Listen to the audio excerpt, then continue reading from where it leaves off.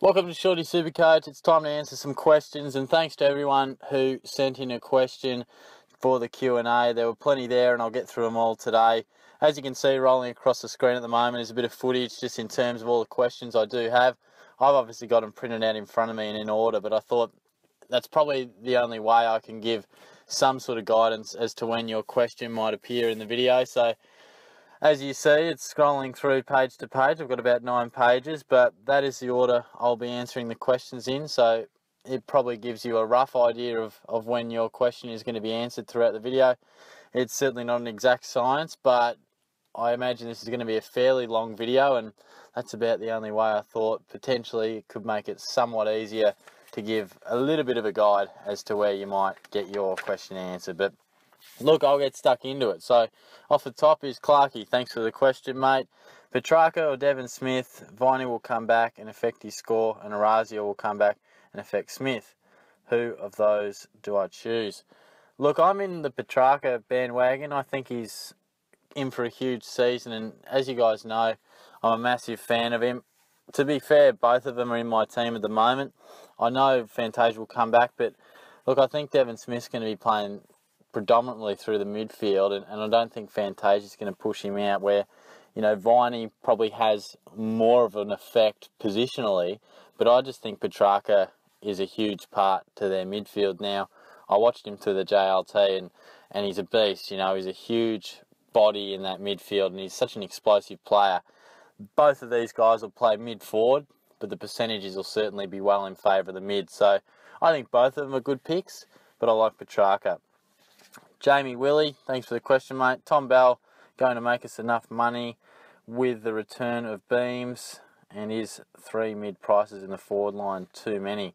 Yeah, I don't mind the Tom Bell pick. He's not in my side at the moment, but he has been previously. Mainly he left my side just because I was slightly concerned about what a Dane Beams return could do, and I try to avoid mid prices as much as possible, as you guys would also know. So I think Tom Bell, I feel as if, I was talking to a mate the other day, compare Christensen and Tom Bell. I think their selections, Christensen probably has less of a range, but also less of a ceiling. So I can see Bundy probably averaging 75 to 85, where Tom Bell, he could potentially go somewhere in the 90s, but equally he could hit 70. You just don't know. He could get dropped. You don't know. His job security is certainly far from cemented. So I think there's more risk but more reward in the Tom Bell selection, and you can't argue with his pre-season form. As for the 3 mid prices in the forward line, you'd have to define exactly what a mid pricer is for you. If you're referring to, say, a Sicily, Devon Smith, Petrarca, and a Tom Bell, then that's fine. I think those guys, aside from Bell, I think have all genuine chances to range up to a premium status. If you're talking, you know, a Christensen and a McCluggage, or, you know, just off the top of my head, then I think probably 3 guys in between 250 and 350 is too many. But if you've got a few guys that we all talk about around the 400 to 450 range, then I think that's fine. So hopefully that helps. Luke Bauer, who would you pick out of O'Shea and Norton if they both get around 1 gig? Thanks for the question, mate. I'd have to say O'Shea. I think both look really good, and I think both could probably be in the team given they look very likely to be named round 1. But I think just O'Shea, he's an experienced player. He's been around that AFL level for a little bit now. Granted, he hasn't fully made it yet, hence he finds himself at the Blues. But I think he probably has shown scoring in the past, and there's going to be no surprises for him at the level. And I think an experienced head will slot in quite nicely into a young Carlton side. Norton seems to have found a really nice role, reading the play and getting plenty of intercept marks for the Bulldogs. So while I say O'Shea, it's certainly not an easy one. I think both could definitely fit into most teams and are currently both in my side. Baz Martin, thanks for the question. Top 6 forwards this season. Yeah, it's a tough one. I think the first 5 to me were fairly obvious. I've tried to do it in order, and you know, I think certainly the top handful is fairly clear what order you might be able to debate. But look, I think Heaney's going to be the number 1 forward. I really do. I think he's in for an outstanding season, more midfield time, and he's a star on the rise. Same can be said for Chad Wingard in at number 2. He's obviously been around a little bit longer, but I think a move up towards more midfield time and his star factor will see him average very nicely. In at 3, I've got Jack Billings. I think he's a star.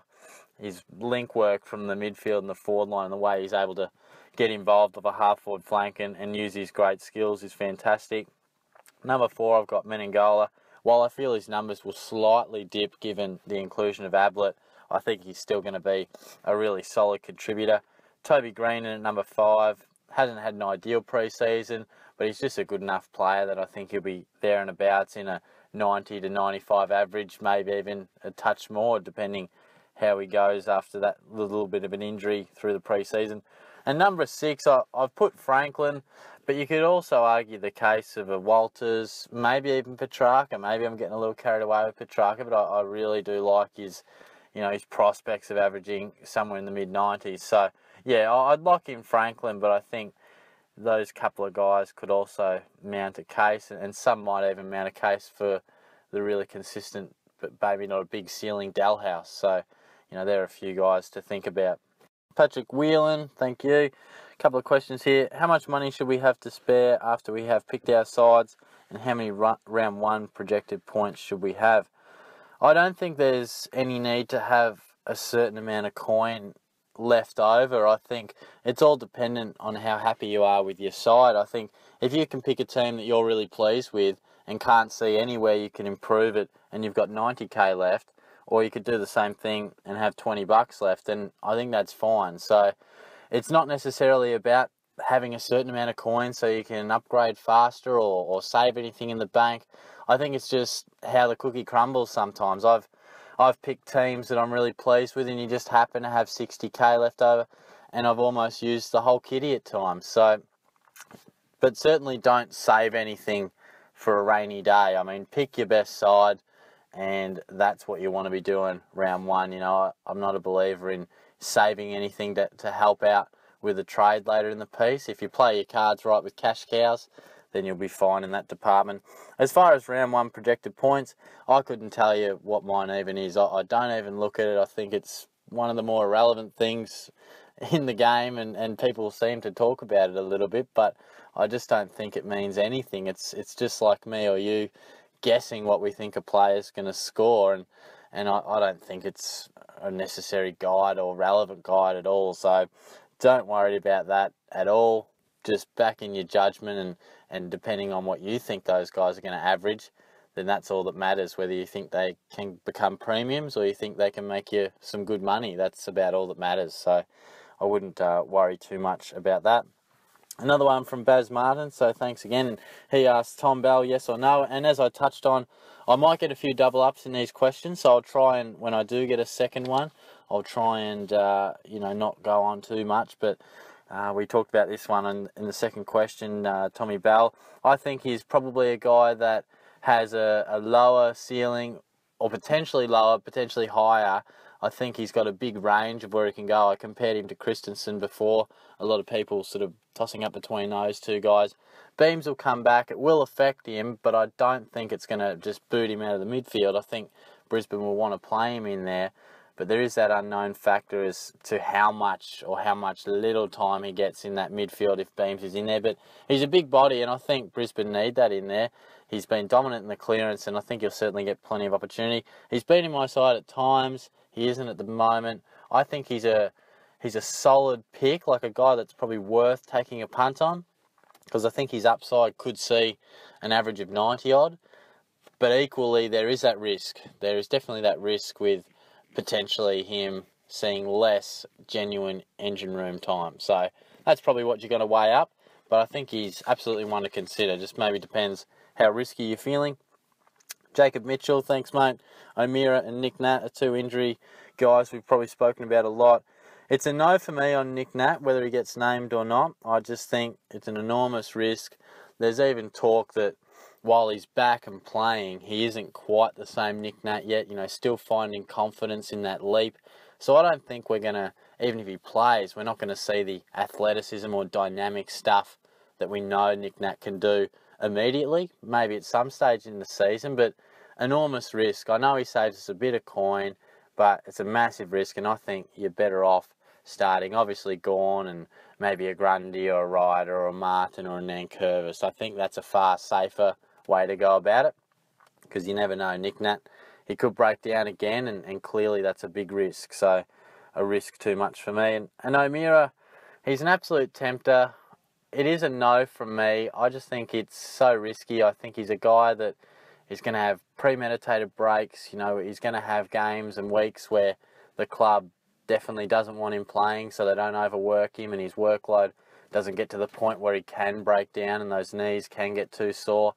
His scoring potential is clearly high, and about as high as you're going to get and be offered at 315k. But my rule of thumb is avoid mid-prices through that midfield. But if you are looking for a mid-pricer, I think O'Meara is the best option of that crop. You know, I like him more than Armitage and clearly more than Griffin and the like. Obviously, Cornelio, I've endorsed him as if you want the slightly cheaper option through your midfield. Cornelio is obviously the upper end of mid-pricer, but he still probably falls into that category. If you can find 160, 170k or whatever it is, it's probably a bit less than that, isn't it? Probably 140 odd. Then probably I would say do that. But I think O'Meara is probably too risky for me, and I think he could give owners a headache at certain stages in the season. So it is a no from me, just I feel it's a bit risky. As we turn over the page, got another one from Clarkey. Thank you, mate. 6 premium midfielders, 2 rookies, or 5 premium mids and 3 rookies. Well, that really depends how it impacts the rest of your side. I mean, clearly, if you're sacrificing a primo, then you're going to find a premium somewhere else in your side, and it probably depends who that is. So I would say, clearly looking just plain and simple on that, if you can afford to have 6 premiums in the midfield and be happy with everything else, then that's fine, because midfielders score the most. If you're picking a primo mid, you're probably looking at a guy who's going to average 105, 110, maybe even more. So I think ideally, yeah, do that, but just be mindful that it doesn't leave your forward line a little exposed, because we know there's not a lot of depth through the rookies there, and certainly the ones that will play, whether they can be solid scorers, who knows. So if you can afford to have 6 premiums there, then do so, but don't sacrifice anything else just to have an extra primo in the midfield. So it's all a bit of a balancing act between the rest of your side. Archie Prime, thanks for the question, mate.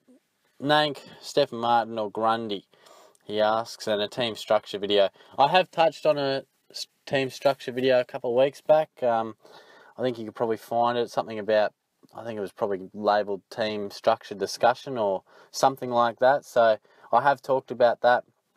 In terms of what I'm going with, to give you an insight at the moment, I've got 3 premiums in the back line. The rest are rookies. Granted, one of those premiums is a bit lighter on in terms of premium status in Christian Salem. In my midfield, I've got the 5 premiums and 3 rookies. The Rucks I'm rolling with, and this might touch on your other question. At the moment, I've got Max Gawn and Stephen Martin. In the forward line, I've got basically 5 guys I consider premiums, with Petrarca and Devon Smith rounding out the 4 and 5, and just the 1 rookie, obviously. So I've really avoided the mid-pricer, but that's my structure at the moment.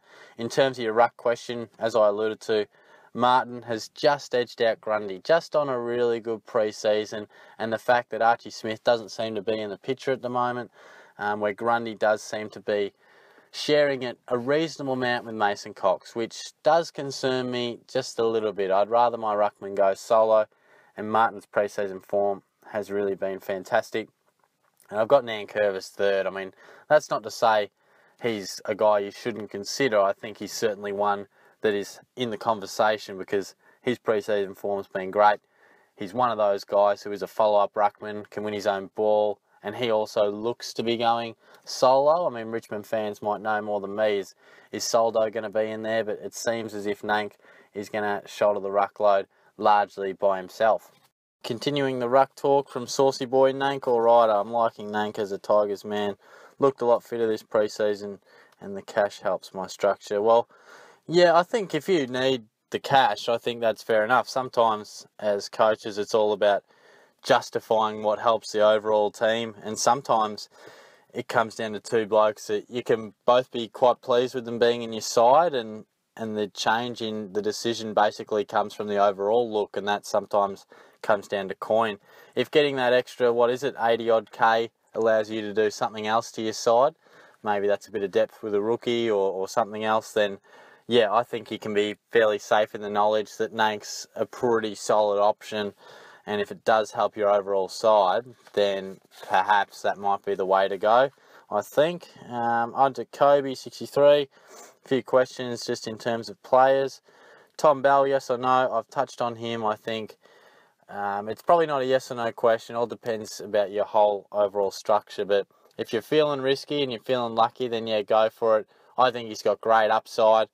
But equally, he could just average 70, 75, depending how the beams and just general form, because he has been a little injury prone, and he's not a guy who's scored good points too often, just the one season. But I guess if you want a definitive answer, it comes down to, well, Shorty, is he in your team? At the moment, he's not in my team, but I can definitely see the logic in him. Jack Graham, it's a no for me. I know there's a little bit of hype with what he did in the grand final and things like that, but he's just not a viable Supercoach option. I think that's fair to say. And third question, top 5 rookies to have. Well, look, I think there's definitely a lot of rookies that we must have, but without seeing round 1 teams, obviously, I think at the moment it looks clear that Tim Kelly from Geelong, Bailey Bamfield at the Dockers, two mature age recruits there, guys we've got to have. I think Nick Holman looks like he's just about locked himself in to the Gold Coast side, and 102k in their midfield. I think that's a great buy. Sam Murray looks like he's definitely going to line up for the Pies. Really good option in the back line. Cam O'Shea, you could probably include Cam O'Shea alongside Norton and Caulfield. I think all those defenders will make up a lot of our backline rookies. So I think they're probably the main ones that, at least without knowing round 1 teams, look like a really good chance to get their opportunity and be pretty solid scorers, I'd say. Snipper Bunnies, however you say that one. When's the next league being released? I released one which you probably would have seen Friday night, and the Saturday morning one is probably just gone as I film this.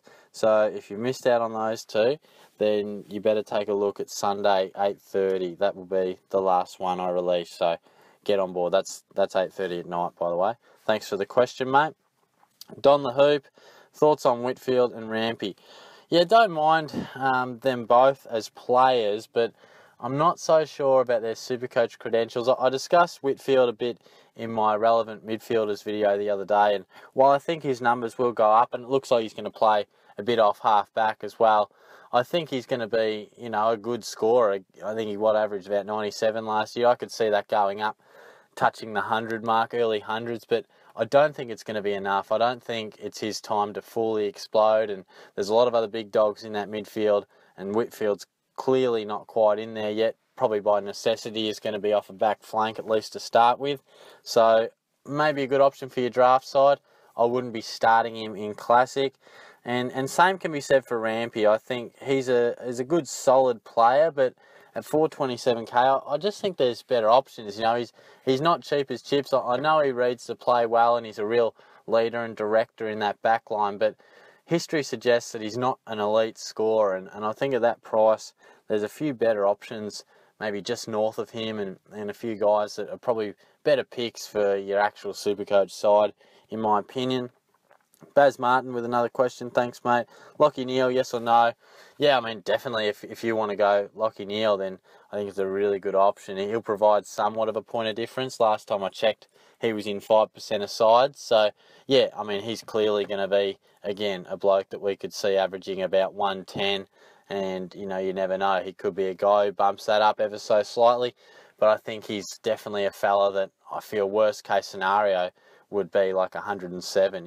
He could probably go anywhere from 107 to maybe 117. He's got that sort of ability where he can go big, and I think he's safe enough that he's not going to hurt you too much and go down and have a poor season. He's super reliable.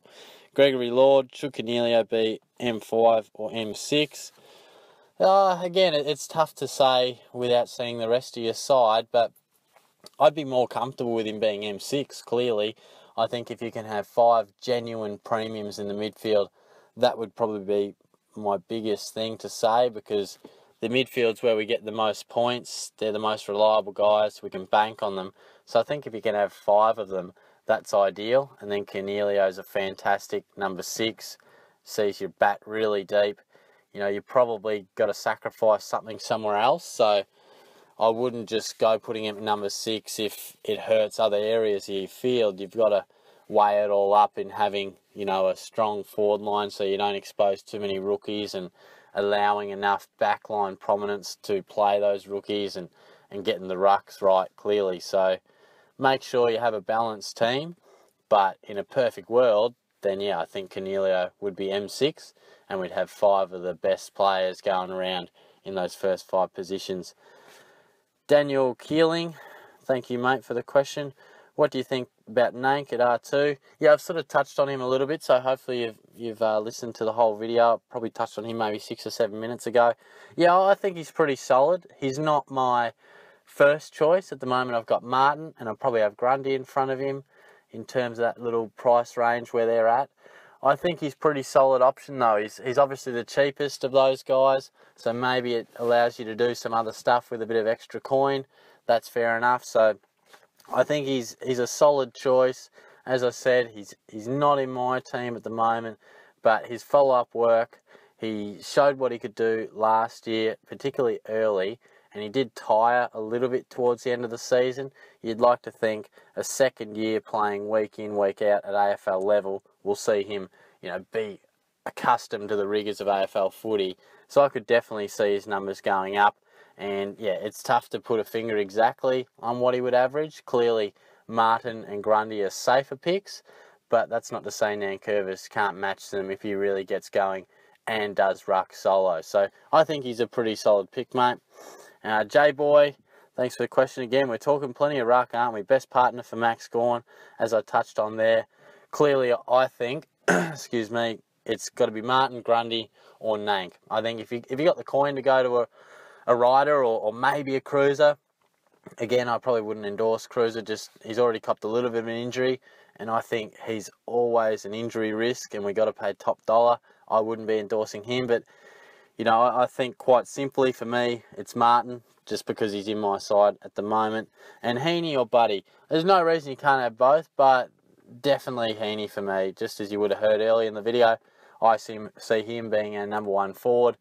He's got the midfield time. He's going to be a star of the future. Buddy, still a star, but he gets to that age where he's 1 year closer every year to being in that twilight zone and dropping off at some point. He could come out and average 99 or something again, but equally, I think we know Heaney's not going to be dropping off. His numbers are only going to stay the same or go up, where Franklin, I don't think they're going up anymore. I definitely think the only way they're going is down. He may plateau. So I think you're picking a guy that you hope stays the same, where I feel as if worst case scenario, Heaney averages 96 or something. Best case scenario, he's capable of around 105. So that makes it quite a simple choice for me. Archie Witter, Bell and O'Meara, or Rayner and Cornelio. Yeah, this was a tough one. I was looking over the questions before I did the video, and yeah, this was one that I was like, oh, jeez, it's a tricky one. And I just landed on Rayner and Cornelio, and I think sometimes rating these guys, it's a tough one, because if you want me to rank the 4 guys, you've got Cornelio, O'Meara, Bell and Rayner. So it's sort of 1 and 4 versus 2 and 3. But if you want me to suggest who I think is the most viable selection and the closest one to being in my team, well, it's been Cornelio. And I think if you pick Bell and O'Meara, you've got 2 question marks in your side. You know, there's question marks over both their bodies, question marks whether they can get back to some of their best form. Or if you pick Rayner and Cornelio, I think it makes it a bit simple. I think Cornelio is a much better chance to do what we all think he'll do. I think he'll be definitely around 103, 104, 105, maybe even, you know, could edge a little bit further. I think that's a really safe bet.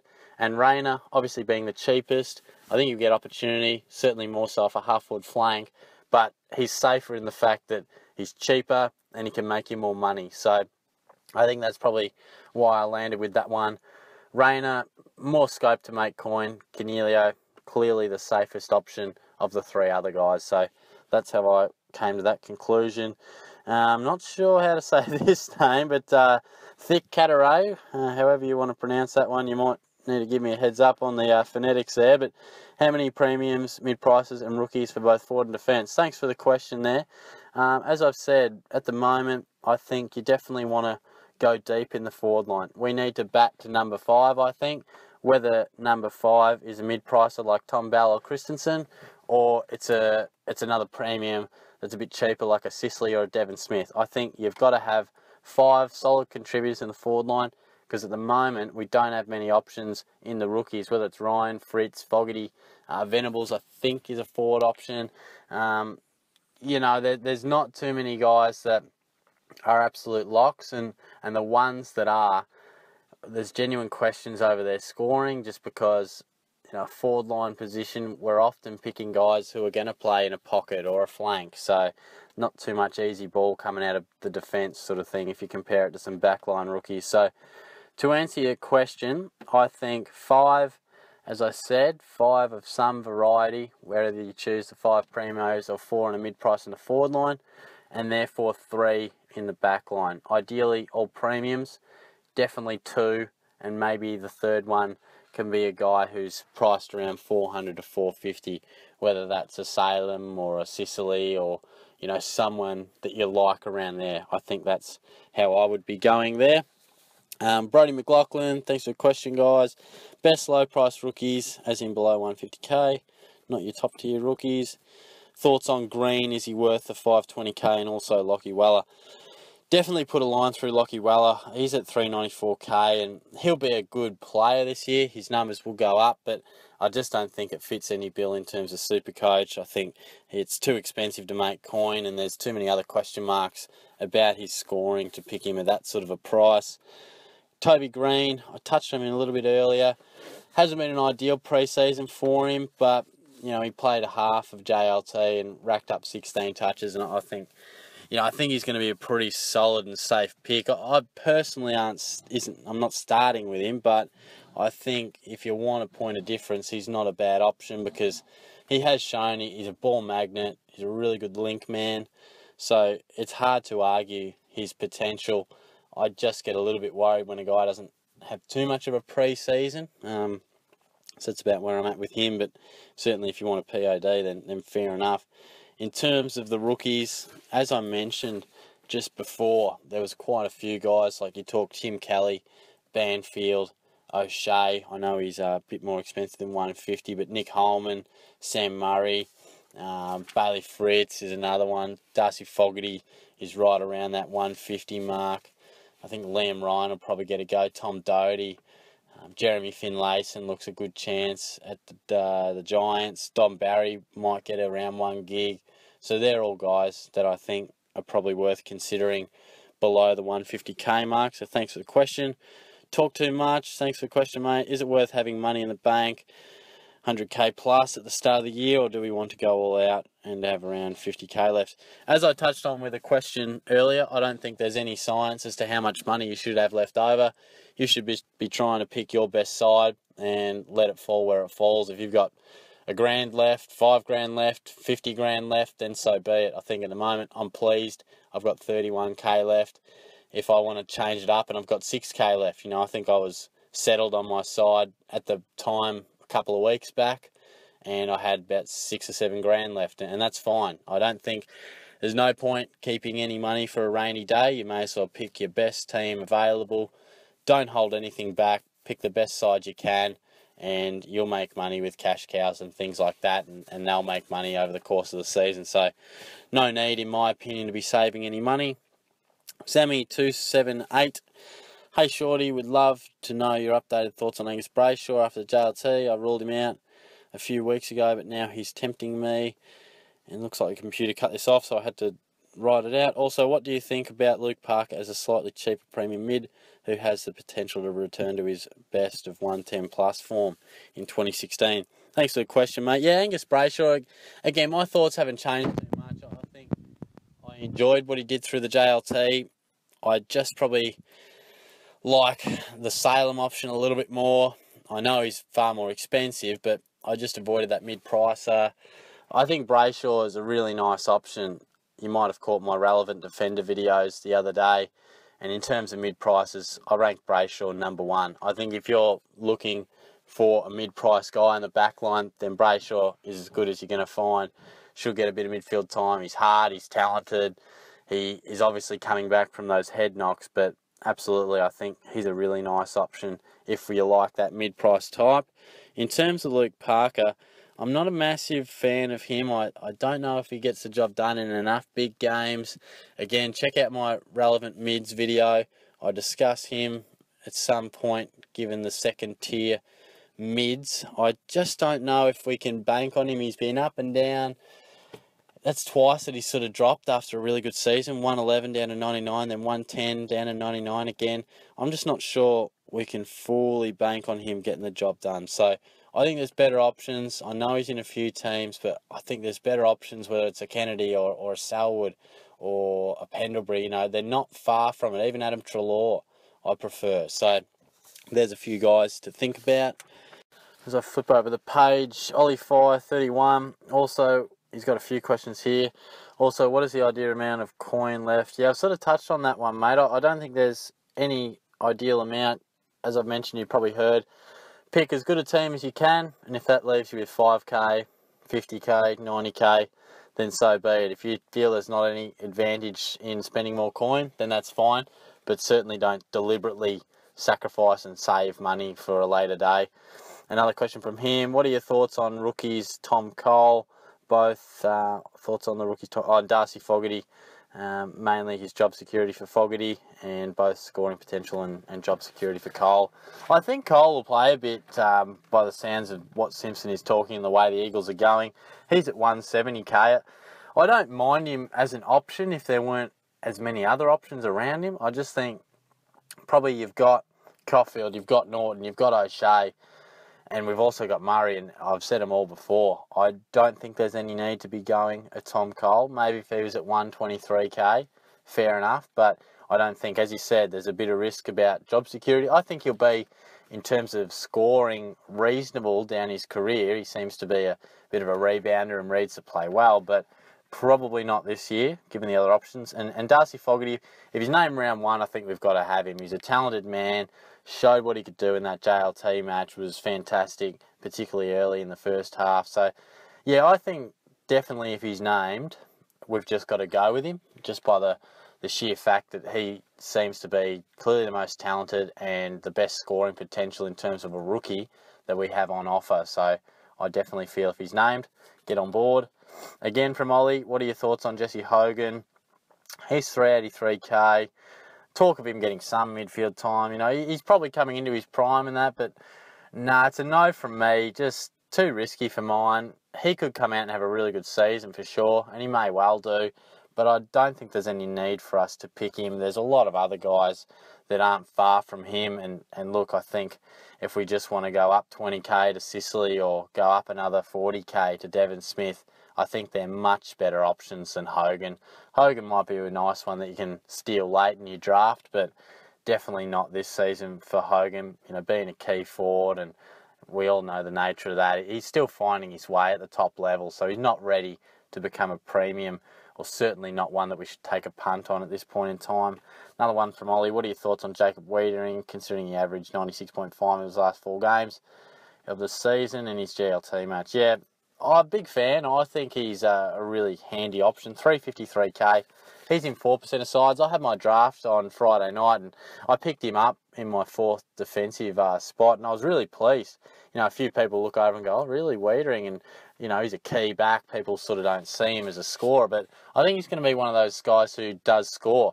He's going to often be part of that switch, and he'll get a bit of cheap ball, you know, hit a few easy targets by foot, which is a bit of, that helps, it fluffs the score up a bit, but he does read the play really well. He's strong overhead, and I think he's really going to step up. He had a few niggles last year. I wouldn't be surprised if he steps up. Would I go with him? Well, clearly my side says no, he's not in my team. I think you'd have to be pretty brave to go with him in Classic, but if you're thinking about it, you kind of want to. look, I could understand why. I'm happy to say I like his chances. I like his prospects of really upping that average. For me, I probably aren't bold enough to go with him. I probably like a few other guys because, look, you've got Sicily 50k north and you've got Brayshaw 40k south. So, you know, they're things that we've got to sort of think about when it comes to risk versus reward. But if you like him, I can understand why. And the final one from Ollie. What sort of averages are we looking for from players priced between 250 and 275k to make them a viable selection? Also, how does this differ with context of different lines, e.g. forward line, etc., etc.? Yeah, well, I think going by the lines, I think defensive and forwards, we probably want an average between 80 and 85. That'd see them, you know, making solid coin for us, as well as giving us handy scores at what would most likely be a D4 or F5. So I think we certainly want probably closer to the 85, to be fair, if we can. You know, want a guy averaging 85 for sure. And in the midfield, you definitely probably want that towards the 90 mark. If you're picking a guy around there, you know, I think, say, Armitage, you know, he's a little bit more than that. But I think if you're picking a mid-pricer, you know, maybe if you pick up a guy at 250k, you can probably accept 80, 85 in all positions. But, you know, if we're sort of getting towards 275, 300, then I think you want to start to get reasonable bang for your buck. And it's a good question because it is tough to answer. What is a good scoring range for those guys? Because it does make it difficult to anticipate whether that'll be a good selection or not. But I think as a general rule of thumb, if you can have it around the 85 and alter that number sort of in tone with the price, you know, you can be a little more lenient if you're getting them closer to 250 and then up that expectation if you're getting closer to 300k. So I think that's probably a reasonable point of reference there, or reference point. Josh Cotton, thank you, mate. Is it worth having Doty and Murray on the bench and O'Shea and Norton on? Yeah, definitely. I think that's exactly how I'm going at the moment. I think probably definitely Doty would be on the bench. He's probably got the least scoring potential of those four guys. But Norton and O'Shea have looked great. And Murray has also shown his ability to find the footy. So I wouldn't be surprised if we field Murray at certain stages. But definitely to start out, I mean, given they get named, I think that's a pretty good option, mate. It's certainly what I'm doing. Roy Hewson, who is the best option at D3 along with Hibbert and Laird? I would have to say Lloyd, Savage or Salem. Now, I have Salem, but I understand not everyone's going to be on board that. He's clearly a bit more of a risk and he is a bit cheaper. Not everyone will want to drop to 437 at D3. Obviously, Elliot Yeo has to be in that conversation as well. You might not want to be spending all that money on your defenders. So I definitely think Lloyd or Savage would be your answer there. In terms of which one of them, well, I've been tossing and turning a little bit, but I've just gone with the safer option. As I have all season, all pre-season, I've had Lloyd, and I'll be sticking with that. I think he's slightly safer, but I would love to fit them both in. Moving on to page 5, we've got Ben Drono, best mid-prices in all positions. His thoughts on Cornelio, Curnow, Salem, Johannesson, and the best rookies. Well, I think in the back line, clearly Brayshaw, as I said, is the best mid-pricer. And I mentioned Salem, he's at 437, probably not mid-price, but a slightly cheaper premium option. Midfield, I think the only one you should consider, and again, he's a little more expensive, is Cornelio. If you want a little bit of thought, just throw something out there. I'm a big fan of Cam Ellis-Yeoman. He's at 263k. He's an absolute beast in the midfield. Providing he is fit and firing and named him round 1, don't be surprised to see a real nice average, but you'd be bold to go with him. And in the forward line, I think clearly Tom Bell, for me, is the pick in terms of mid-prices. And again, if you want to just go up a little bit to that sort of sub-premium price, then Sicily at 402k is where I'd be at. I mentioned Cornelio. Curnow, really like him as a player. Can see him really developing. Not enough for me to pick him. Too much risk. You mentioned Salem there. Big fan. Johannesson, not as big a fan. I think he's just a little flaky in terms of his consistency, and it's a no from me. I know he's looked okay in the past, but it's a no from me. Best rookies, yeah, I've mentioned a few. You've got your Kelly, Banfield, all those defensive guys, Caulfield, Norton, O'Shea, Murray.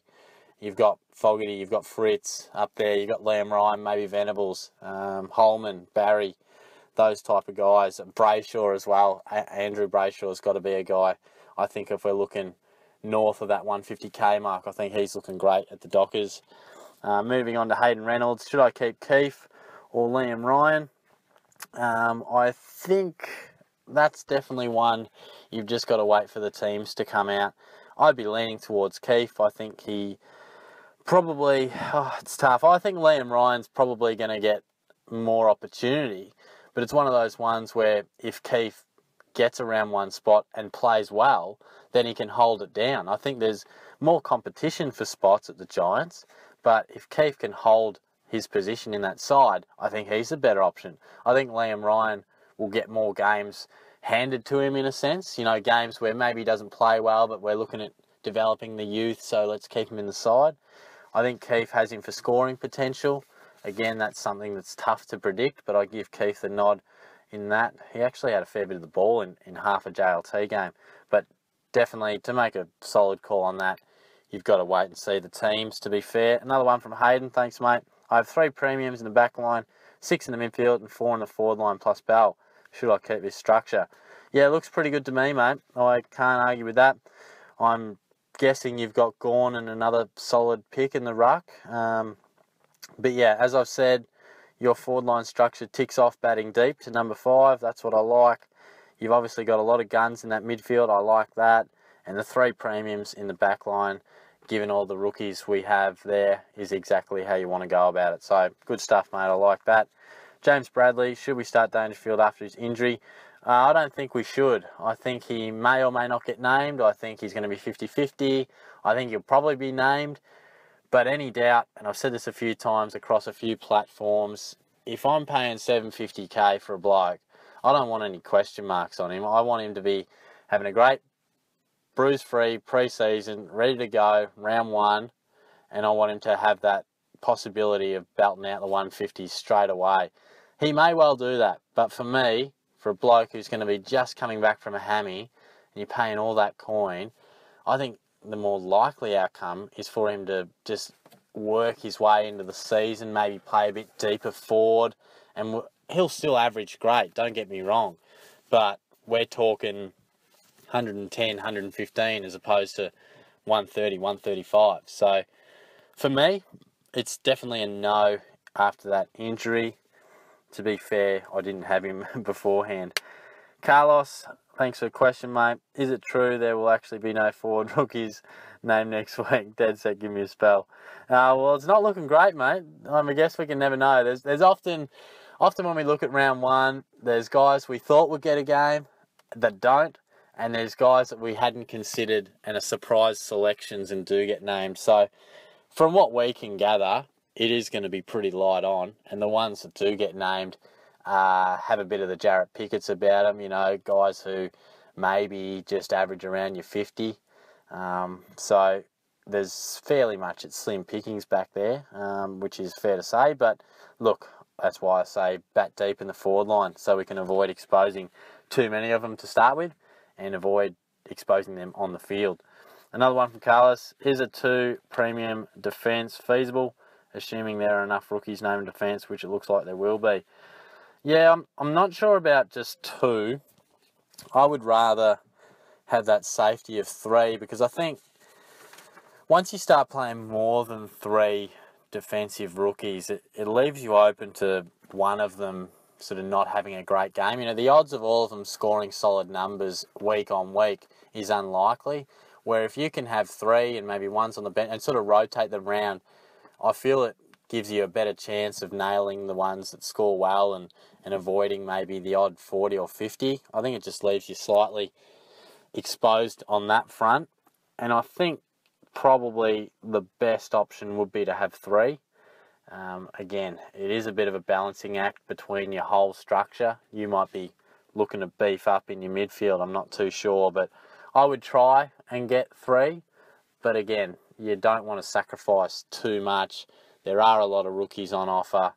Again, we're not so sure how they're going to score. It looks like they'll score okay, but sometimes that doesn't always pan out how we think. Cody Kigo, Adam Sard, yes or no? I discussed him in my Relevant Defenders video the other week, so if you want to check out a few more thoughts on him, then certainly go and head along there. It's a no from me. He's never shown any real ability to score. I know a change of club will help. I'm sure he'll score a bit more, probably push that average into the 80s, but I don't see him going from a guy who has never really been an accumulator. He'll have his dashing runs. He'll have real impact on the game, but I'm not sure he's the sort of guy that finds it 20 plus enough. So I know he's going to be a good mover for the Bombers, but for me, it's a no. There just hasn't been any real signs previously that he can be a genuine scorer, and I don't see a change of club all of a sudden boosting him by 15 or 20 points. So that's where I'm at with him. Looks like the computer chopped this one off too from Moe. I've obviously written it down. Hypothetically, if Danger is out of action for round 1, but looks on track for round 3, would you hold him and save a trade or start without him? Nah, don't hold on to him. I mean, Danger's an amazing player, but you don't want to sacrifice points early, particularly for a guy under an injury cloud. I mean, I think if you've got Danger and you're sitting there and you're worried about him, he doesn't get named, then we've got to change it. We've got to put him to a Mitchell or a Fife or a Kelly, those type of guys. You've got to get points early. You've got to be locking away big-time points. I would say my advice would be there's not much point sacrificing what would have to be, if you're holding on to him, you'd have to think you're then playing an extra rookie.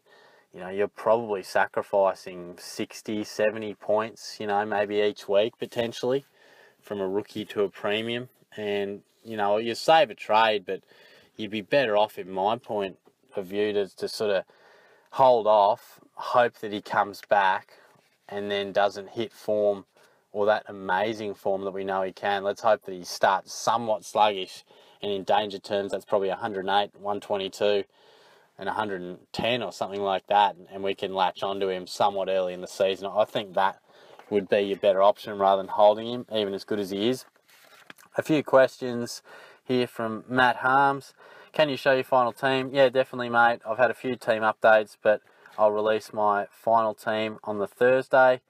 And again from Matt, okay, so I had Danger and now have to get rid of him. Who do you think is the best replacement? I don't really want Dusty because I think he's not going to score well early, but I want your opinion on who I should get. Well, I think you should get Dustin Martin, to be honest, mate. I think he's going to be, again, I'd love to hear your thinking behind why you don't think he'll score well. Maybe it's a bit of premiership hangover, I'm not so sure, but he's a bloke in the prime of his career, and I don't see any reason he'll drop off. He's looked like a man in ease through the JLT, just ready to explode again.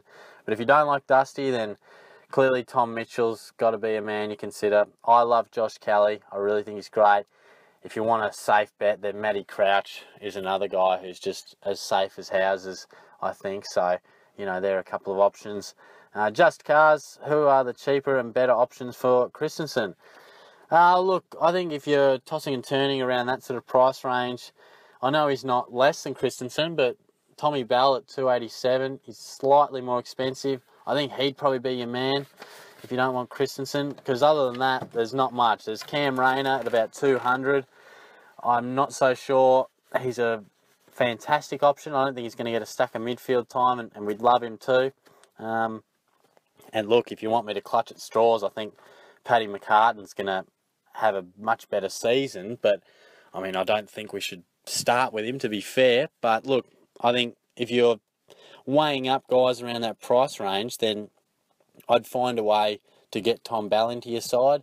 If that's all you can, if you can only afford to go slightly up or down, then I think, it's probably got to be Christensen or Bell, because other than that, I just don't think there's a stack of other options that are going to really cut the mustard for us in Supercoach 2018. Marcus Ryder, thanks for the question, mate. Appreciate it. I'm thinking about getting Danger, even though he won't play to round 3. Thoughts? Yeah, I sort of covered off on that one before, and it is tough to, like, he could play round 1, he could, it looks like he'll definitely play round 2, given it's a low grade tear to the hammy. So I think, given Geelong playing that Monday in round 2, he should be fine. But the question is round 1, and like I said before, if he misses round 1, I don't see any point in holding on to him, because you'll be getting a bloke who's coming back off an injury. We'd love to think that he could start somewhat slow and then we could get onto him. And I just hate to have him sitting on the bench and, to be sacrificing a premium in that first week or something like that. I mean, I just wouldn't feel right about that. I think you may as well start with a guy that's going to give you the 3-figure score than playing a rookie, because as good as Dangerfield is, there's no suggesting that he could keep up that unbelievable average and keep that price tag sort of deal. But I think the more likely option is that he'll fall, and at some point he will fall. And I think it's even more and more likely now that he'll be starting the season off the back of a little injury concern. Surely it looks much more likely that fall will come at the start of the season. So I'd be looking to latch onto him around round 5 or round 6. I definitely would avoid holding him. If he gets named round 1 and you love Danger, you don't want to be getting him later, then fair enough. But I think we should not be holding him on our bench. Jack Byrne, a couple of questions from him. Best on-field rookies, assuming who we think gets named will get named. Yeah, I've mentioned a few, and I'm sure you've been listening, mate. You've got Caulfield, you've got O'Shea, you've got Norton, you've got Sam Murray in the back line, you've got Tim Kelly, Bailey Banfield, Andrew Brayshaw. Davies, Uniacke and Dow, they probably didn't do their chances great deals or any favours in those last JLT games. But again, I think they'll be solid picks, but I'd be looking more towards Andrew Brayshaw. Definitely Tim Kelly and Banfield and Holman look good. Whether they're on field, I'm not so sure. And in the forward line, well, Fogarty seems to look like the main man in terms of scoring capacity. Fritz looks like the safest option. He's been assured around 1 spot, I believe. So he looks like a pretty good option. Whether he'll score or not, it's tough to predict. Sicily versus Savage versus Lloyd. Yeah, I definitely say between Lloyd and Savage real tight. I think they're both safe options to go 90 plus. I've just edged towards Lloyd. So I've gone Lloyd, Savage, then Sicily. I think the only reason I do that is because I think Sicily has a little bit more of a bigger range of where he could go. I think his ceiling is just as high, if not higher, than those two fellas. But equally, he could burn you far easier. I don't see Lloyd or Savage burning us at all. I think they're really safe options. I think they're nicely priced. I think worst case scenario is about a 90. And I really think they're bound for sort of early to mid 90 averages. Sicily, he could definitely do that. High 90s potentially. But just the same, that frustration with him is he is inconsistent. He is susceptible to a bit of yap and getting him sucked in. So I'm just not sure he's as safe, and therefore I'd have to rank him third out of those guys. The Boz, again, we're talking Danger. If he misses round 1, which is looking fairly likely at this point, do we keep him until he returns or replace him with another superstar mid? As I've touched on before, mate, probably just a few minutes ago actually, I think we should get rid of him and get a scorer in. As you say, another superstar mid. Definitely do that in my opinion. We don't want to be holding him. I think our plan, if he does miss, should definitely be get a superstar in and hope that Danger starts a little slower. Maybe he gets eased in by the Cats and they play him, 60, 70% forward. Maybe he starts to just get 110 for the first couple. Then we can snatch him up at a cheaper price. That would be the ideal start, but you never know quite how it's going to pan out. But what I would say, if he doesn't start round 1, then definitely do not hold him. A little bit of a break in recording there, ladies and gentlemen. The Foxtel man has arrived. It's a good day at the Short household. We've been wanting to get Foxtel for a while, but it has finally come around, so perfect timing. Be sitting back watching plenty of 360 throughout the week. Really looking forward to that. But anyway, let's get back into a few questions. And Marcus Ryder, I believe this is you. My computer printer sort of cut this off halfway through, so I'm pretty sure when I double checked it was you, mate. But I'm thinking of putting Cox in at R3. I'm thinking I could make 150k off him between now and the buys. downgrading him for money for that second half of the season? Is that a complete waste of a trade or a gamble or good investment? No, definitely not, mate. Definitely not. I can see what you're thinking in terms of money making, but look, I mean, we're not even sure if Cox is going to go up in value. I know he was better in the back half of what was it? He kicked 4 in the second JLT, wasn't it? I know he was better, but I don't know if he's going to get up to 450k. And even just the whole theory behind it, putting a bloke at 304,000 in R3, I think the best way to guarantee your money is to just put in Darcy Cameron, and there's 180, and he'll most likely debut round 1, and he'll most likely, he's not going to score the house down, but he should, over the course of the season, granted he does play, he should average, who knows what he'll average, but you'd imagine he'd make us a solid 80k at least. He could be a slow burn, he could be a reasonable play. Sometimes they surprise, but I think to put a guy in at R3 at that sort of price tag it's a definite no. I mean, as a general rule of thumb, you want to spend as little as you can on your bench. They're not scoring. You want guys at a bargain basement price that can therefore have the most scope to make your money. I mean, Cox, he may go up. He might only average 75. He might plateau for the first month. He might get up to 360. It may not be enough. So even if he was cheaper, even if he was 200, I don't think I'd endorse it. I think we definitely, with the fact we've got Darcy Cameron there, who should play, definitely lock him in. There's 180k in your kitty straight up, and Cameron's going to make you at least 70, 80, 90 coin, surely. It might be a slow grind, given Ruckman can score a bit slow, but he could also surprise. You never know. But look, definitely not, mate. Josh Hickmont, will Beams coming back affect Bell's scoring and make him unpickable? It'll certainly affect his scoring, there's no doubt about it. Whether it makes him unpickable, I'm not so sure. I mean, Bell's certainly shown that he's a fantastic inside mid, a clearance king, and a bloke that they'll definitely want in there, but clearly Beams coming back is going to push him a little wider of the stoppage, and he's not always going to be one of the main men in there. I don't think it makes him unpickable, but it gives you something to think about. It's a spanner in the works. It's also untrialled. We haven't seen Beams, Zorko and Bell in the one team. I don't think it's going to change his role enormously. I just think we so often talk percentages. Say, I didn't see all the JLT, but let's just say Bell was playing 85% midfield. I think with Beams coming back, that might drop to 70 or something like that. 65, 70, 75. It'll drop, but I still think he'll have plenty of opportunity, given his form, to play good midfield minutes. But it is a spanner in the works, and I must say, he is out of my side at the moment. So I guess that's the proof in the pudding that maybe there's a few too many question marks around that selection for me. But again, he's a guy that's conducted a fair bit of interest throughout this questionnaire. A few questions from Will Dixon. Thanks, mate. Would you rather have Lloyd as a D4 or Petrarca/Smith as an F4? Yeah, it's a good question, the old debate of who should we have in terms of positional premiums. Probably, look, Lloyd is the safest bet out of those guys. But equally, I think he has the lowest ceiling. If you are wanting to have a safe, comfortable 90-plus guy, mid-90s, I'd say, then I think Lloyd's your man. If you want me to make an actual call, I'm probably saying Petrarca at F4. And a few people may giggle at that because they know my love for that man. But I think he's a bull.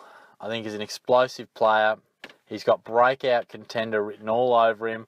I've seen enough. I've seen plenty through the pre-season to give me the confidence that he can average around 95. You may have taken a couple of risks already in your side, and if you have, then maybe you want the safe option in Lloyd. I think Smith's also a very, very solid option. But if you want me to really say, and to be fair, all three are in my team at the moment, then I would be saying Petrarca. Lloyd is certainly a safe man. Another one from Will. Does the round 10 bye affect Ryder, considering Grundy and Martin have buys in the same week as Gawn? Look, I'll just take... The answer's no, I don't think so, because I really feel as if you can only address the buys when they come to you. I have never picked a side around the buys. The only thing the buys should come into calculation is if you have two blokes that you're weighing up about and you can barely split them, then maybe then you say, look, I'll work it out given their buy situation, the more friendly one. But we shouldn't be sacrificing guys that we think are better picks for their buy round, because you just never know what's going to happen. I mean, you might, if you go X player versus Y player, and you go Y player because he's got a better buy, you've picked, in your eyes, the second best option, and you cop that for the first 11 or 12 rounds. So you're copping, say you're right, and he is the second best option, you're losing 3 to 4 points each week, maybe even more, just to help you out in the buys. We don't know what's going to happen with injury. We don't know who's going to go down. We don't know how our team's going to look at round 8.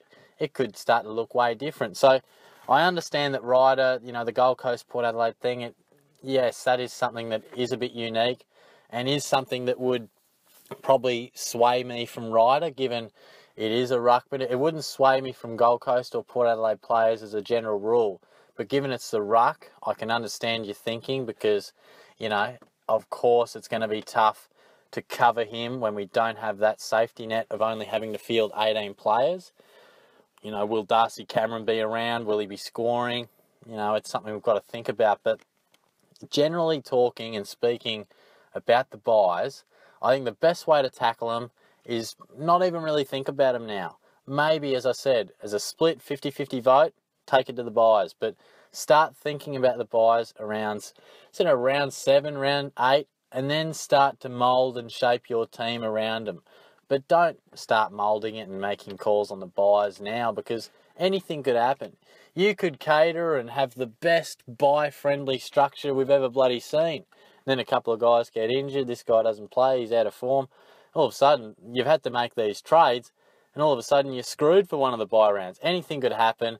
I just say pick the best team you can, and then start thinking about the buys a month out and sort of adjust it and trade around that.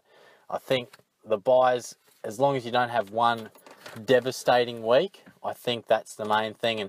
And from memory, at least with my team, yeah, I know Martin and Gawn will cop the same bye week, but from memory, all the other teams in that bye week, I don't have a stack of players in there. So you may cop 2 donuts in the ruck, but you should still be able to field, at least at this point, it doesn't look like an overall devastating bye round except for our ruck. So a good question there, mate, because it does certainly provoke some good discussion. Gregory Lord, another one from you, mate. Good stuff. Who's someone who isn't really a popular pick that you like a lot? Christian Salem is definitely that man. I've mentioned him a couple of times already. I think he's in 1% of sides, and I'm a massive fan of him. I think he's going to get midfield time. I talk about Petrarca, having breakout contender written all over him. Similar can be said for Salem. He's a smooth mover. He's really bulked up. He's come back looking fit as a fiddle, and I think he's certainly a guy that is ready to really boost his points up. He's nicely priced. We don't need a 95-plus average from him to be a keeper in the back line. Just something between 92, 95 would get me content. So I think that's fine. As far as maybe somewhat unique without being, run-of-the-mill, Adam Treloar. I think he's in about 5% of sides.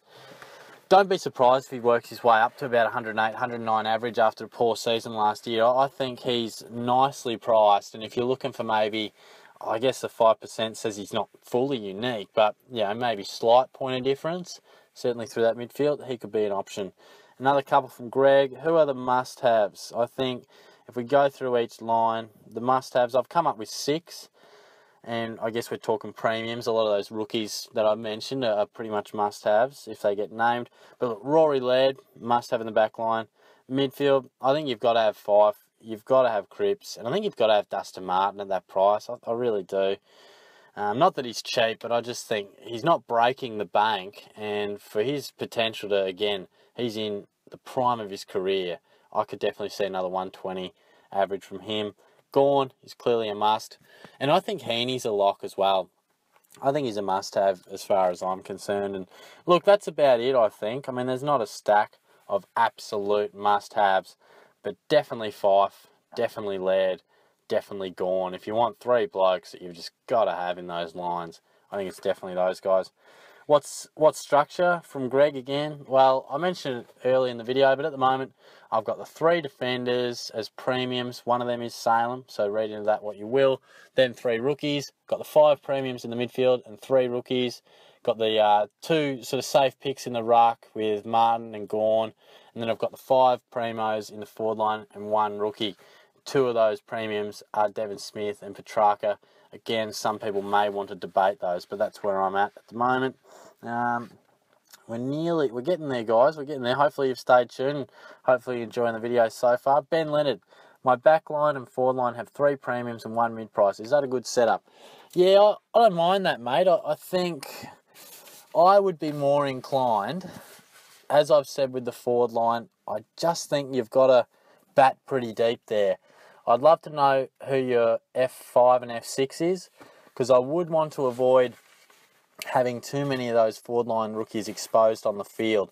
Without seeing those exact names, I'd probably be inclined to transfer that mid-pricer and combine him into the forward line.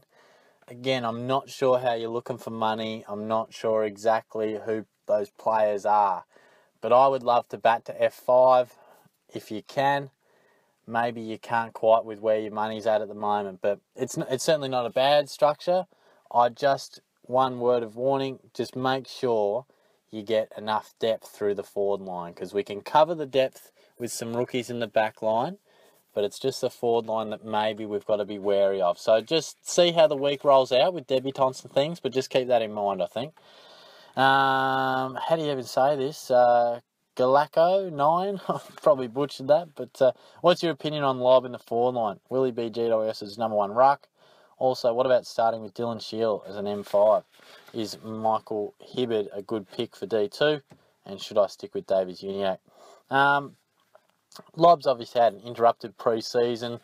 I think he will be their number 1 ruckman. I think he definitely will. Simpson's been good, but I think Lob will certainly be the main man in the ruck. I would doubt they would share it because Simpson's just such a liability anywhere else on the field. So I would imagine Lob would at some point in the season, even if they just ease him in after a somewhat limited pre-season, but I think he will be their main man. I wouldn't be picking him, sort of for those reasons. He hasn't had a great pre-season. He's a sort of guy that if you're going to pick him, needed to be setting the world on fire at this stage of the year. I think he's got plenty of upside. He showed that through the finals without Mumford. But for me, it's a little risky given an interrupted pre-season. Dylan Shield, I'm a massive fan of him, but God, it takes some pills to pick him at M5, I must say.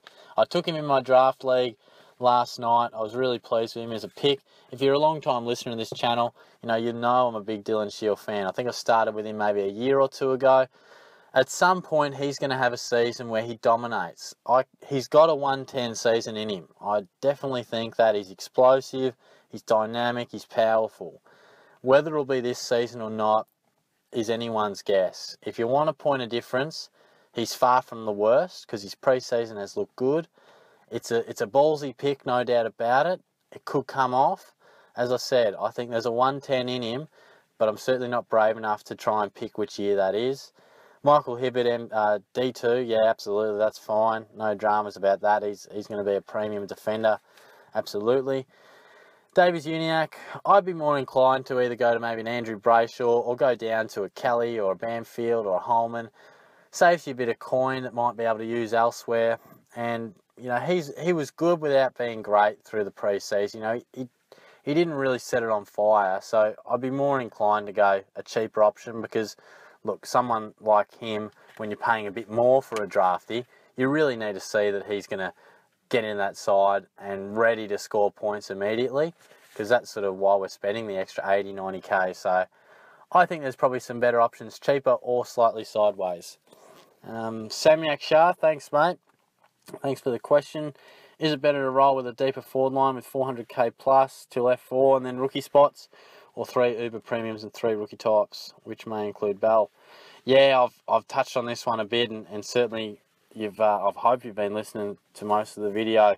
Definitely bat as deep as you can through that forward line because we don't have many rookies there. I certainly think at this point in time it looks like it's slim pickings in terms of the forward line rookies. So if you can ideally bat deep, as you said, off the top up until F4, maybe even F5, I think that's probably the best option for everyone out there, given the way the backline rookies line up as well as the forward.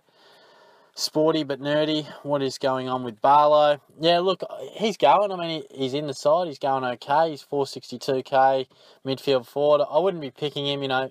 He's had his injury trouble. He's come back from that long-term injury. He's been playing through the JLT, but I'm not so sure he's a guy that Gold Coast are going to be wanting to dominate the midfield. He'll be involved in that midfield group. There's no doubt about that. But, you know, Gold Coast are rebuilding. I think it's far more likely that the likes of Weller and Bowes and Brodie and those types, Tuke Miller, are going to be given opportunities through the midfield before Barlow, because they're looking at that next brigade of players. And Barlow, I think, is going to sort of get to that career or stage in his career where sort of twilight, but still offers something on the field, but equally it's more of a leadership guidance style role. Bit of David Mundy styles. I'm a bit hesitant because he's not cheap as chips. He's got that injury history, and I think he's in a side that, you know, they're not trying. I mean, of course they're trying to win games, but finals in reality isn't something that's going to happen, and it could get to a stage where, certainly if they get off to a poor start, that Gold Coast say, well, let's just give these young guys all the opportunity in the world that we can, and that would see Barlow coming in off a flank all too often for mine. As we move down the page, Ethan Fang, thoughts on Michael Walters, Michael Hurley, Nick Nat, and Caleb Marchbank. Yeah, well, I like Walters. You can check out my player profile on him. Didn't play as much midfield time in that second JLT match as I would have liked, whether that's a full round one dress rehearsal or just giving the young guys a go. Only Ross Lyon would really know that, and the coaching staff, but I think he's a pretty good option. Michael Hurley, really safe pick. The only thing I would say with Hurley is being a key defender brings in a slight unknown. We've seen it with Scott Thompson. We've seen it with Alex Rance. They can still have great seasons as defenders, but sometimes it's an average of 98. Sometimes it's an average of 91. Not always is their main priority getting the ball. I know Hurley is a really good guy at just linking up and getting that ball out of the D50, but I think he's a safe pick without being an out-and-out lock. Nick Nat, it's a no from me. His body just ain't going to be right. If he does get up for round one, I can't see him being 100% at his best, clearly, because he hasn't played too much footy. Talk of his athleticism not quite being there just yet until he gets full confidence back. Too much of a risk for mine. And Caleb Marchbank, 381k. It's a no from me. I know he had some pretty juicy stats in the JLT, but he's just not a guy I think we should be picking. I think he'll have a respectable, nice average without being a premium. I don't see him as a guy who's jumping up to premium status, which at 380k is pretty much what you're going to need in the back line. So that's a no for me. Grant J, do you see any major positive role changes for any of our midfield premiums? If so, why? Well, generally, probably not, because I suppose what makes them our absolute premiums in the midfield is the fact that they are exactly that. They run through the midfield, they're the main men in the engine room, and if a change in position or change in role occurs, then often it's negative. But a couple of guys that I might say could slightly help, Cripps and Bontempelli, they've played these roles a little bit in the past, but playing a little bit more forward, I think they're two guys who could play it quite well, providing they don't play too much forward. We often speak about movements forward and getting midfield time. These guys are still absolutely their main men in the midfield, but they're two guys that can play forward and will be given time forward. They're tall men, very capable in the air, and have shown an ability to kick goals. So I think while their midfield minutes won't be taken away from them, they will get a bit of time to rest forward, and they're capable of kicking goals up there. So maybe there are a couple of guys that a move forward and the odd goal or two that helps their percentage or their average might be a good thing. But generally speaking, our midfielders and their premiums in the midfield, they are exactly that. They're pure midfielders, and that's pretty much what we want from those guys. Ben Hazeldine, thoughts on Zorko? Any thoughts on my defence? Oh, we'll get to that one in a sec. Thoughts on Zorko? Yeah, I like him. I think he's a pretty good option, point of difference option. He's shown now that he's a real genuine premium around that 110 range. There's no reason for him to to drop off now. He's still one of the main men alongside Dane Beams in that Brisbane midfield. Really explosive type, you know, a guy that can really damage you, you know, really can kick a goal and has high metres gained. So I think he's a good option, and I think last time I checked he was in about 7% aside. So yeah, I think he's not a bad option. You can get some pretty nice scores from him, has a big ceiling at times. So yeah, absolutely. Thoughts on my defence: Laird, Hibberd, Lloyd, Caulfield, Norton, Finlayson. This allows me to have 400k plus boards. Thank you. Yeah, no, good stuff, mate. I really like that. I mean, my backline's very similar and exactly the same in structure. I've gone with that line of thinking, and exactly as you say, it helps out my forward line big time. So, no, I really like that structure, as I've alluded to a couple of times throughout the video. So, thanks for the question, mate. Comedy Guy 13. I had Dangerfield in my side, but recently replaced him with Selwood because of his hammy injury. Should I bring him back when he's recovered? Yeah, definitely. I mean, when he recovers and he's in the side for sure, whether that's round one or not, if that's what you're alluding to, I don't think we should be starting with him now, just with that little injury concern. And I'm glad you took him out of your side, because I think we want to have fully fit super premiums in our midfield. Joel Selwood, not a bad option. I think, you know, maybe if you've got maybe a Josh Kelly or a Tom Mitchell or a Matty Crouch, might be slightly safer options, but I don't mind the Joel Selwood one. But look, I think now that he's copped this injury, for me, it's a wait and see how he goes in the season and an upgrade target. Even if he's named round one, that little injury is enough for me just to have too much doubt. And all you need at 750k is just a little question mark. As I've said, if we're spending 750k, you want to have all the confidence in the world that this bloke's going to produce amazing numbers. And if he's coming in off a bit of a hammy scare, that worries me. And maybe the first 2-3 weeks, his percentage up forward may be a lot greater than what we'll see for the rest of the season. So there could be an opportunity to snare him up at a cheaper price. His price will go down. We all know that. Whether we can get him at 600 or 650, you know, that'll be the question. And more so the question is, how quickly can we get our hands on him? Because that'll be more important. But yeah, definitely look to upgrade to him, ideally when his price drops, hopefully by around 100k. Moving on to the last couple of questions. The Heckers, premium players that are locks in your opinion? Yeah, definitely. Mentioned a few before. I mean, you've got Fife, you've got Cripps, you've got Laird, you've got Gawn, you've got Heaney. I mentioned Dustin Martin before. So I think they're all absolute must-haves. I think they're guys that if you're just getting around to picking your team, you just put them straight in. They're in a lot of teams, high percentage ownership, and rightfully so. I think you lock them in. I think they're nicely priced, proven performers, absolutely nice guys to have on our side. I think they're all locks. Thanks for the question, mate. Will Elliott, how do you feel about Seb Ross? Maybe a potential breakout season. Absolutely.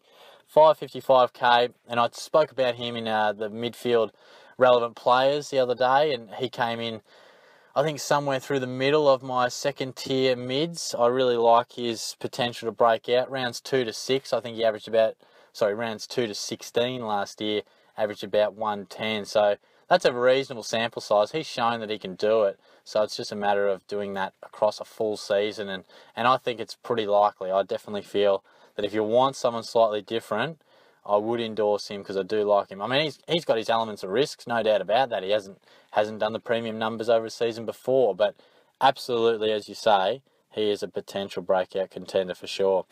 On to Oasis, a few questions from him. Hey Shorty, these are my questions for the Q&A. Thanks, mate. Do you think Richmond can win back-to-back premierships? Oh, look, I mean, they can. Do I think they will? No, I don't. I think they were a side that, a bit like the Bulldogs, rode that wave of momentum through the final series. They were the form team of the final series and played accordingly. They were on top of their game. Got a lot of role players that just probably had career best seasons and enjoyed that momentum and rode that wave of emotion as well.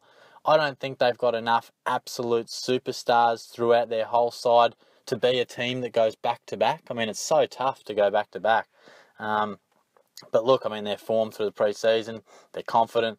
They're the ones to beat at the moment. You couldn't argue that. But if I was tipping, I wouldn't have them back-to-back. And to be fair, at the moment, I think I did my ladder the other day. I think I had them in 5th. So that probably says, speaks to that, and also speaks to how even the season is. Question number 2, do you think Dusty can win back-to-back premierships, was it? Or Brownlows? Whatever it is. I've written premierships here because it did cut off part of your question. I presume you probably meant Brownlows, given I just answered the premiership question. But yeah, that one's much more likely. I think he's one of the best players in the game. If you got the old schoolyard pick and you got blokes up against the wall, it's a toss of the coin between Danger and Dusty. They're the two sublime players of the comp at the moment. There's no reason he can't, again, have an amazing season, and he broke all sorts of records last year. So no doubt he could definitely do that again. He's a superstar. What rookies do you think are the best options to put in my Supercoach? Yeah, I've mentioned a few of these, and I'll mention again for you, but certainly if you've watched most of the video, then definitely you've heard them. Caulfield, Norton, O'Shea, Murray, Kelly, Banfield, Holman's in there too. He's got to be considered. Darcy Cameron clearly as a ruck, Darcy Fogarty, and Bailey Fritz. All guys that will be super popular, providing they're all named. Finlayson as well, Keith, a few guys to think about. Definitely those guys, any combination. It won't be tough to pick. The round one side will decide most of that for us, but they're all guys to keep an eye on. Do you think I should start stars in my Supercoach such as Dangerfield and Martin, or not do it straight away? Now, definitely start. I think Martin, as I said throughout the video, I definitely think Martin's a superstar and one of the locks of the competition. I think he's got still a bit of upside, to be honest. We look at Dangerfield averaging 130. I mean, Martin, he's capable of that. And I think to be able to get him at, what is he, 656 or something? I mean, obviously he's expensive, but I think that's an acceptable and fair price to pay for him. Dangerfield, well, as you guys probably know, I wasn't on him prior, and now the injury, as I mentioned a few times, it's got to be a no for mine. I think anytime any player gets a bit of an injury, then we've got to start to question that selection, because there's always a risk that they could start the season slow or take a couple of weeks to find their best gear. So I think that obviously is appropriate for Dangerfield too, because he's only human as well. He's got hammies just like everyone else. They're a little bit sore, a little bit vulnerable, so I think clearly there's a potential chance that he could drop in value and he might even miss the start of the season. So that's something we've got to consider. So I'd definitely be starting Martin and looking to upgrade to Dangerfield. There you have it, guys. There's plenty of questions knocked out of the ballpark, and thanks for everyone who did put in a question. I really appreciate it, and hopefully you've enjoyed this video. Hopefully you've watched a few more questions than just your own and stuck around for a bit. I understand it's a long video and not everyone's going to sit through the whole thing, so that's fair, but much appreciated that you could join in and ask a question. Hopefully a few of you guys saw me on the Supercoach HQ live stream as well. You can still go to their Facebook page and check me out there. I answered plenty of questions, and there were a few familiar names as I saw. So thanks to all the guys who asked questions in both, and thanks to all the nice comments that were left on the Facebook page live stream in regards to myself and the YouTube channel. I certainly appreciate that. So we're getting pretty close now, guys. The footy season is not far away. I'll be talking about a few more relevant players in the ruck and the forward line very soon. I'll talk a bit of final team stuff, really start to hone in on that. I'll have some must-haves, some traps, some guys I think you should steer clear of throughout this season that have been popular. So plenty more to come as we really gear up towards round one. It's exciting. So thanks again for tuning in. Cheers.